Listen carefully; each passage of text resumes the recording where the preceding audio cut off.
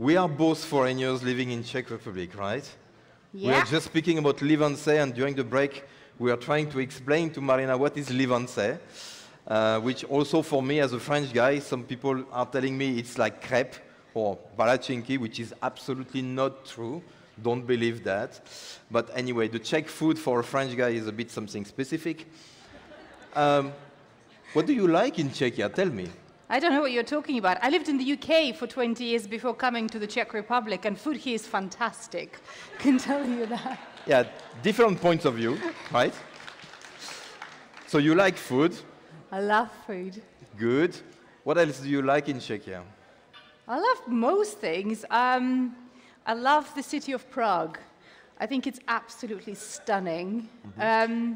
I love people. I have a fantastic team. Most of them are actually Czech. So I do love my team and just people around. And I just love the safety, the greenness, the level of sport you could do here. It's a fantastic country to live. Nice. Oh, and I love public transport. That's the one. No, that's really true. I love also public transport. By the way, the one of Ostrava is better than the one in Prague. Public transport? The public transport is the best in Europe. Really? I promise. I will invite you. Prague is fantastic. It's the best connected city I've ever been to. I think Ostrava is better. No, really. You need to come. You need to compare. Maybe I should come one day. You see. Good. They have closed the door, so probably we've got most of the people coming back. If you want to take a seat and... Let's do that. So, Marina, I'm really glad that you're here. Gabi was telling me so much about you that I think I know almost everything, but I won't ask any questions. You told me not to ask, so I'm not asking. I told him not to ask about my age. Everything else is fine. So, fine, I will not ask. Marina, you shared with us anyway that you would like to speak about the topic which is empowering girls of the future, which is extremely good topic. I like it because I've got 2 daughters, so for me, I will be listening very carefully, and then I will pass that to my daughters. So this topic, very important for me. What can I do as a father to empower them and to help them prepare for their future? Very good question. I'm going to ask the audience. That's the time for the audience to pay attention. How many of you have kids? Quite a lot. How many of your kids love playing with the Lego bricks? And how many of them are girls? It's a lot fewer, you see? It's a lot fewer than the first raised, and I think that's the starting point, right? I think what you could do, and what we could do as parents first and foremost, but also as a society, is to empower girls. We need to start when they're really, really little. And it starts from, I think everybody has a role to play. Parents, education systems, companies, and also manufacturers like us. So the Lego Group, as you know, we promote fully inclusive play. We believe that play is for everybody. It's for girls, it's for boys, it's also for the adults. So those of you who are at the front, you see we also welcome adults. And one of the things that you probably know and heard is that girls have very different expectations set upon them from the very early age. And it is our job to break those. Right? We all know that girls girls have 3 times more hobbies and passions than boys. And we do know that more than a third of parents do not support girls' passions because they don't think that them being meaningful or additive to the world or additive to their future. And I think it starts from us, and it starts from, we think we've got a role to play. We're a big brand. We're a brand with a very big reach. We're very known and loved. And we've got the role to play. So if you think when we design our sets, we design them for all audiences in mind. So for example, our biggest franchise is Lego City. City is not for boys and girls. Everybody can find their role in it. And what we are learning, girls love playing with the city sets. We also know girls love building cars. We also know, surprisingly, that actually almost a half of our audience on Minecraft are girls. Harry Potter, a lot of it is girls.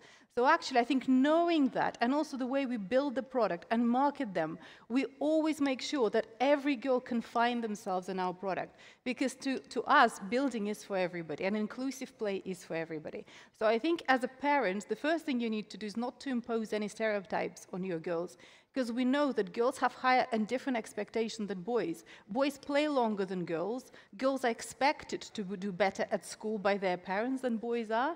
And these are the things we have to unravel as the society. Nice. I'm taking lessons for my daughter.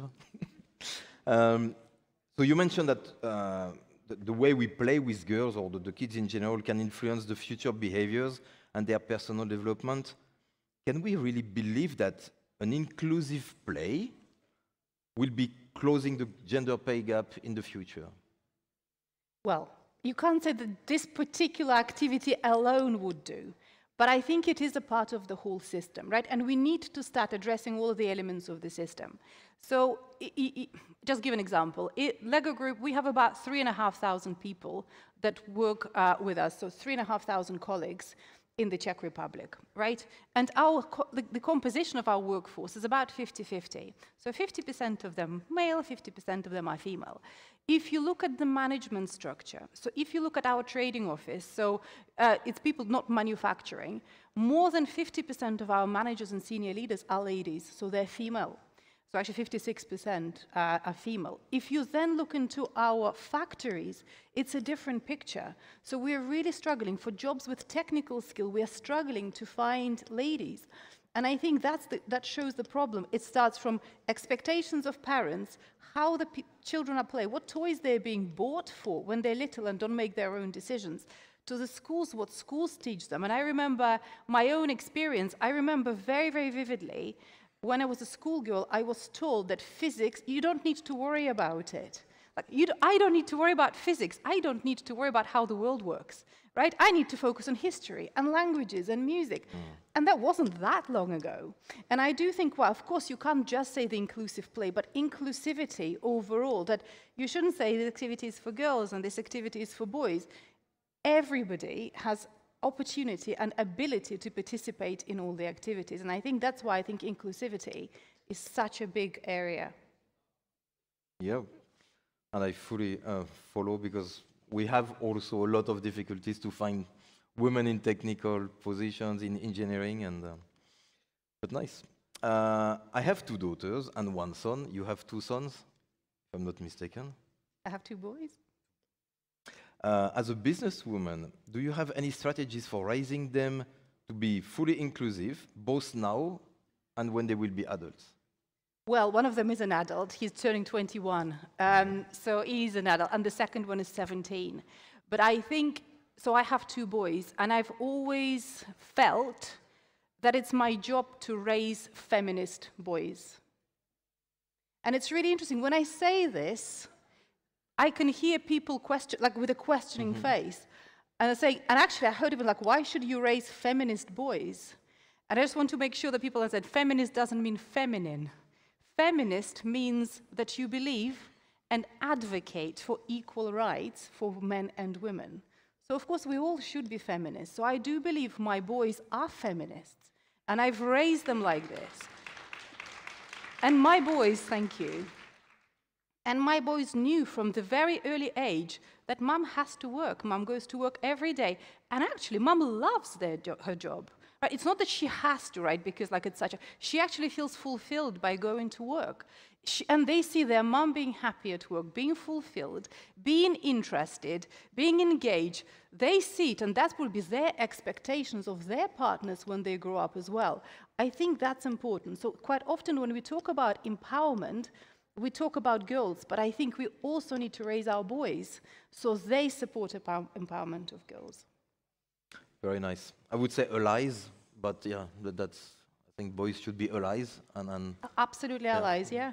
And not just allies, like, I mean, to me, I mean, I have a very supportive partner. So it's the partner who always supports me, and I wouldn't be able to have the career I have without the partner that I have. And I think it's not just allyship, it's partnership. Like, girls and boys should be partners, and it's not one is better than the other, or one has a certain role. It's partnership. Everything in the family is a partnership.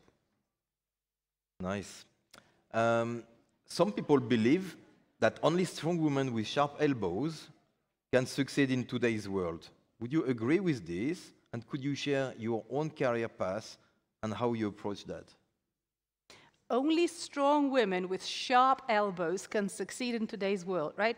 There is no scientific evidence that women have less sharp elbows than men, or more sharp elbows than men. We all have the same sharpness of elbows. And I don't think that women need sharp elbows. Women need better support systems. That's what women need. And by support systems, thank you, what I mean by support systems, I think, as I said earlier, that I'm very fortunate that I have a very supportive partner. And I think that's what women need to expect and demand from the society. Support partners that do things together with them. Right? I still have friends who proudly say that their husband have never changed a nappy. Right? Men need to, like, it's not that difficult. Men have enough brain cells to learn how to change a nappy.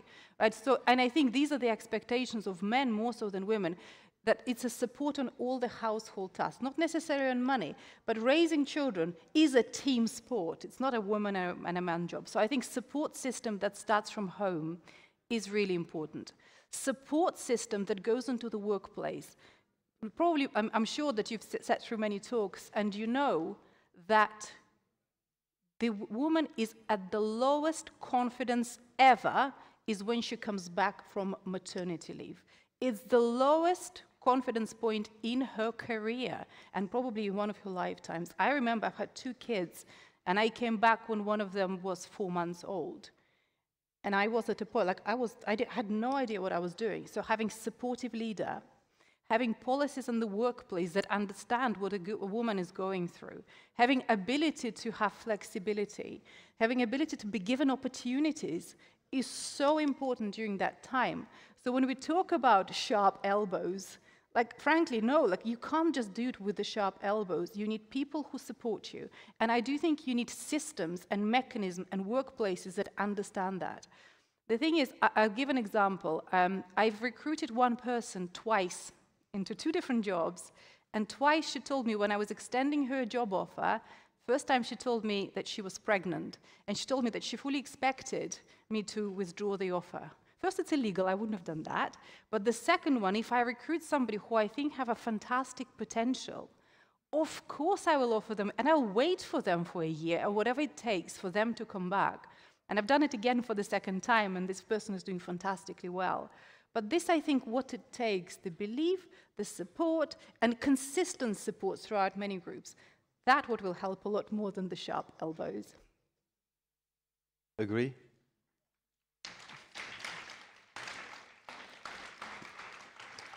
Any questions from the audience as we are approaching to the end?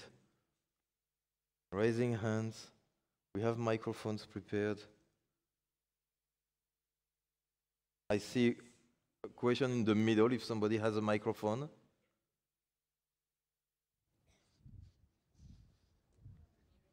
Just here in front of us. Yeah, hi. Again, my name is Irina. I'm here. Yeah. First of all, I want to say thank you for Lego company because I'm from Ukraine, and where war started, it was the birthday of my son.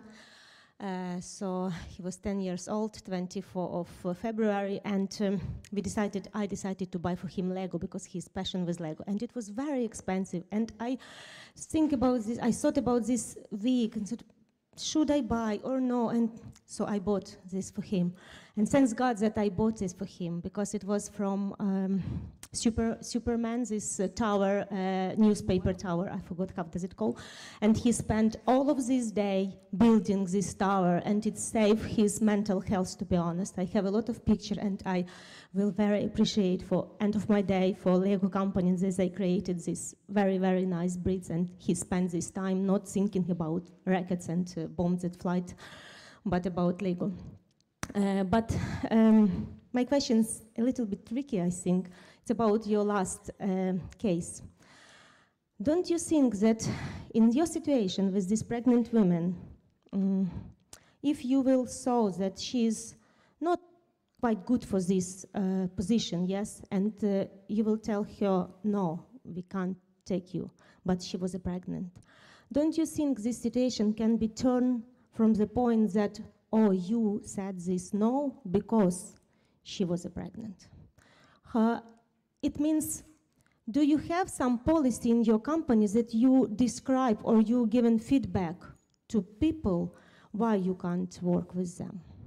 For sure. To avoid this situation that she can think, oh, maybe you said no because I'm pregnant. For sure. So the first thing is, I said yes before she told me she was pregnant, and I didn't change my mind.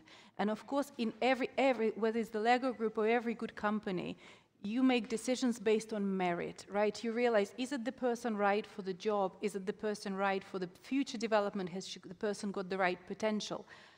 And then whether they're pregnant or not doesn't make any difference at all, because usually most of us recruit for the long term. Certainly in the managerial positions, you recruit for years and not just for 6 months, right? So of course it's worth waiting for. And I think the important thing is make a decision based on the person's skills, capabilities, abilities, and then it doesn't matter. So, but of course, and that's how you give feedback, why a person is right for the job or not. Thank you. Thanks, Marina. The time is gone. Unfortunately, it went so fast. Thanks a lot. Very inspiring. A big applause for Marina Edwards, Vice President CEEMEA region for the Logo Group. Thank you. And if you have questions, find me in the break.